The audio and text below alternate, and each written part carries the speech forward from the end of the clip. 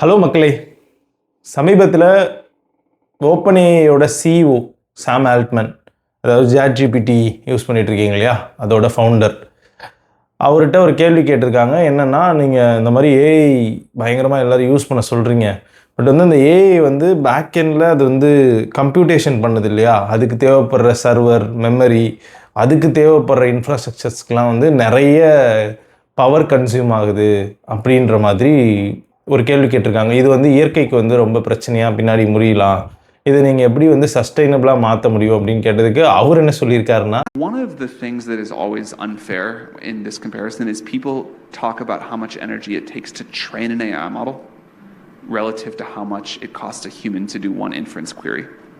But it also takes a lot of energy to train a human. It takes like 20 years of life and all of the food you eat during that time before you get smart. And not இப்போ ஒரு மனுஷன் வந்து இந்த வேலையை செய்யணும்னு வச்சுக்கோங்க. உதாரணத்துக்கு இப்போ நீங்கள் வந்து ஒரு ப்ரோக்ராமிங் அடிக்கிறீங்க, அதுக்கு வந்து ஒரு மனுஷன் வேணும் அப்படின்னா அவனை 20 வருஷம் நீங்கள் வளர்க்குறீங்க, அவனுக்கு சாப்பாடு போடுறீங்க, அவன் இந்த உலகத்தில் கார் ஓட்டுறான், அவனோட ஆக்டிவிட்டீஸ் பண்ணுறான். இது மூலமாகவும் கார்பன் எமிஷன் நடக்க தான் செய்யுது, அதுவுமே எனர்ஜி கன்சப்ஷன் பண்ண தான் செய்யுது, அதனாலேயும் சுற்றுச்சூழலுக்கு என்விரான்மெண்ட்டுக்கு பிரச்சனை வரதானே செய்யுது. ஸோ அப்படி பார்க்கும்போது அதை விட 20 வருஷம் நீங்கள் ஒரு மனுஷனை வளர்க்குறத விட இந்த ஏஐ கம்மியாக தான் எடுத்துக்கும் அப்படின்ற மாதிரி சொல்லியிருக்காரு. இதை நான் என்னன்னு புரிஞ்சுக்கிறது அப்படின்ற மாதிரி இருந்துச்சு எனக்கு. எப்படி பயங்கர ஒரு மாதிரி அட்ராஷியஸாக இருக்க, என்னடா சொல்கிறீங்க அப்படின்ற மாதிரி இருக்குது. நீங்கள் வந்து எனக்கு என்னென்னா ரொம்ப ட்ரிகரிங்காக இருந்துச்சு இந்த மேட்ரு. அதை பற்றி தான் எனக்கு என்ன தோணுச்சு, இதை ஏன் இப்படி அவர் சொல்லியிருக்க கூடாதுன்னு எனக்கு தோணுச்சு அப்படின்னு தான் இந்த வீடியோவில் நான் சொல்கிறேன். என்னென்னா, ஃபஸ்ட் ஆஃப் ஆல் ஏஐஸோ இல்லை கம்ப்யூட்டர்ஸோ இல்லை மெஷின்ஸோ எதுக்காக இவங்கெல்லாம் க்ரியேட் பண்ணுறாங்க அப்படின்னா, ஹியூமன்ஸை வந்து அடுத்த லெவலுக்கு எடுத்துகிட்டு போகிறதுக்காக தான். அதாவது உதாரணத்துக்கு வந்து முன்னாடிலாம் வந்து நம்ம ஒரு ஊர்லேருந்து இன்னொரு ஊருக்கு போகணுன்னா நடந்து போவோம், இல்லை மாட்டு வண்டியில் போவோம். அப்படி போகும்போது ஒரு ஊர்லேருந்து இன்னொரு ஊருக்கு போகிறதுக்கு நமக்கு பல்லாயிரக்கணக்கான மணி நேரங்கள் தேவைப்பட்டுச்சு. ஒரு 3 மாதம் ட்ராவல் பண்ணுவோம், 4 மாதம் ட்ராவல் பண்ணுவோன்ற மாதிரி இருந்துச்சு. இப்போது அதுக்கப்புறம் பஸ்ஸு கண்டுபிடிக்கிறோம், ட்ரெயின் கண்டுபிடிக்கிறோம், இப்போ ஃப்ளைட்டில் எல்லோரும் போயிட்டுருக்கோம். இங்கேருந்து பூமியோட இன்னொரு கொடியில் இருக்கக்கூடிய அமெரிக்காவுக்கு நமக்கு போகணுன்னா ஒரு நாள் போதுமானதாக இருக்குது. அப்போது இந்த எவல்யூஷன்லாம் எதுக்கு கண்டுபிடிச்சிருக்கீங்கன்னா, மனுஷன் வந்து ஓகே இப்போ இவ்வளோ டைம் மனுஷனுக்கு ஃப்ரீ ஆகிடுச்சு, இப்போ அதை வச்சுட்டு அவன் வேறு ஏதாவது பண்ணுவான், இம்பேக்ட்ஃபுல்லாக பண்ணுவான், இல்லை அவன் ஜாலியாக வாழ்வான். பொதுவாக அவன் ஏதாவது பண்ணணுன்ற அவசியம் கூட இல்லை, அவன் ஜாலியாக வாழ்வான், அவன் வந்ததுக்கான நோக்கம் வாழ்கிறது தான், வாழ்வான் அப்படின்ற மாதிரி தானே. அதுக்காக தான் எல்லா கண்டுபிடிப்புகளும் கண்டுபிடிக்கிறோம். இப்போ இது அட்டே யோசிச்சு எல்லா பிஸ்னஸுமே ப்ராஃபிட்டுக்காக ரன் ஆகுறாங்க. ப்ராஃபிட்டாக ரன் ஆகும்போது அவங்க அது வந்து ஏதோ ஒரு விஷயத்த மேப் பண்ண வேண்டியிருக்கு. அப்படி மேப் பண்ணும்போது என்ன சொல்கிறாங்கன்னா, மனுஷனை விட அந்த கம்ப்யூட்டருக்கு ஆகிற செலவு ரொம்ப கம்மி தான்.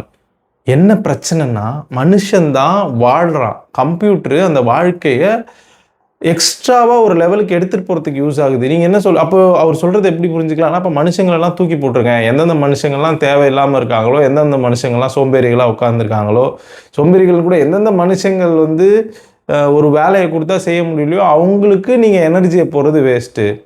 உதாரணத்துக்கு ஒரு குழந்தைய எடுக்கிறீங்க, வளர்க்குறீங்க, அது வளர்ந்து ஒரு வேலைக்கு போகிறதுக்கு ரொம்ப ஸ்ட்ரகிள் பண்ணுது, இல்லை அதால் எந்த விதமான ப்ரொடக்ஷனையுமே க்ரியேட் பண்ண முடியல அப்படின்னா, இவரோட பர்ஸ்பெக்டிவ்லேருந்து அது வேஸ்ட்டு.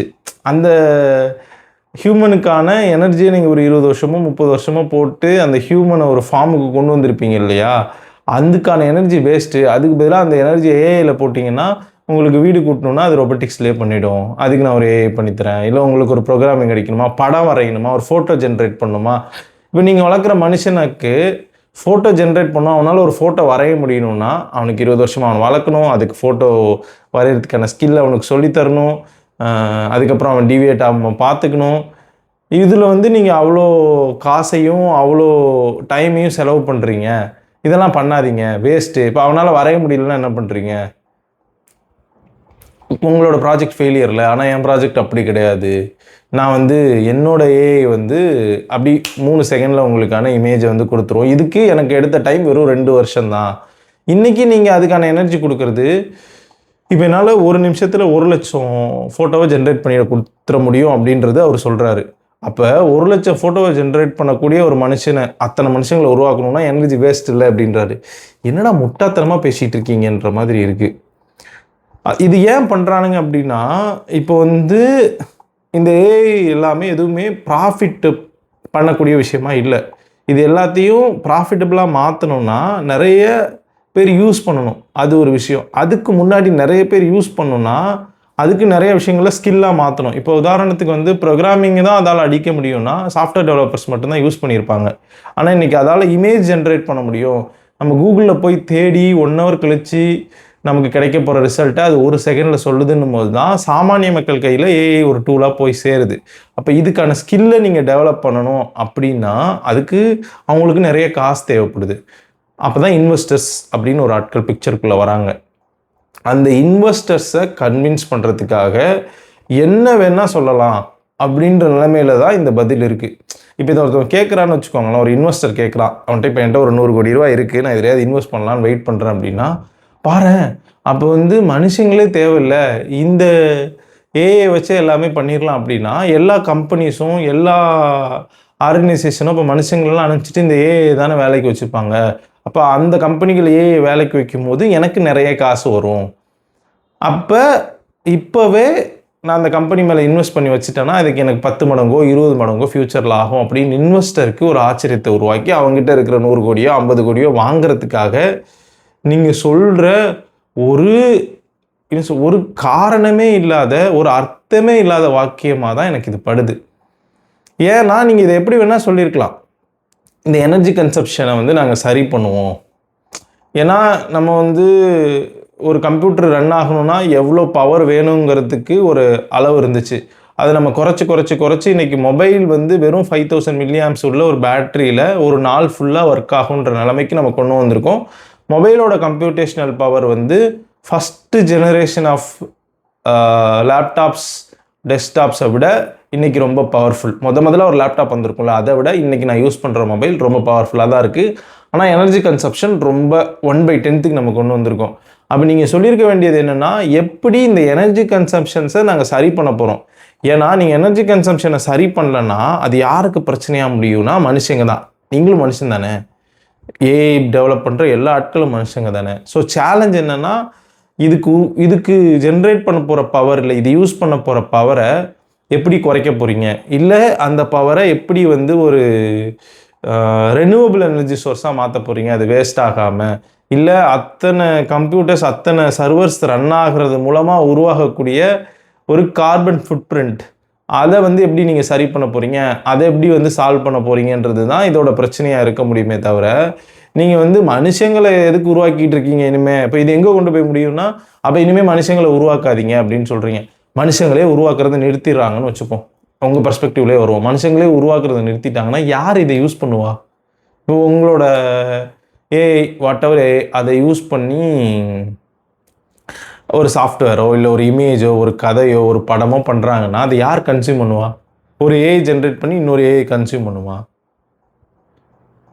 இது ரொம்ப ரொம்ப எப்படி சொல்கிறது, அர்த்தமே இல்லாத ஒரு ஸ்டேட்மெண்ட்டாக இருந்துச்சு அப்படின்றது தான் எனக்கு தோணுச்சு. அதை தான் நான் ஷேர் பண்ணணும்னு நினச்சேன் நான்.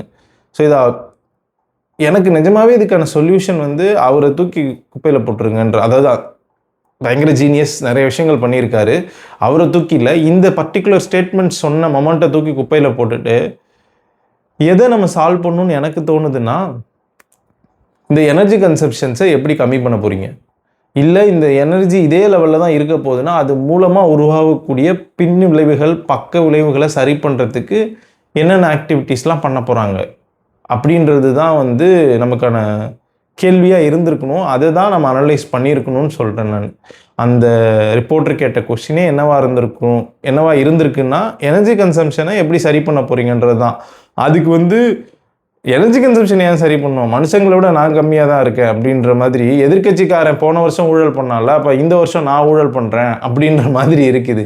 ரொம்ப தப்பான பாலிட்டிக்ஸாகவும் தப்பான கம்பேரிசனாகவும் எனக்கு பட்டுச்சு. நீங்கள் என்ன நினைக்கிறீங்க இதை பற்றி அப்படின்றத கமெண்ட்டில் சொல்லுங்கள். வீடியோ இன்ட்ரெஸ்டிங்காக இருந்துச்சுன்னா லைக் பண்ணுங்கள். மேலும் பல தகவல்களை பற்றி பேசுவோம். நன்றி, வணக்கம்.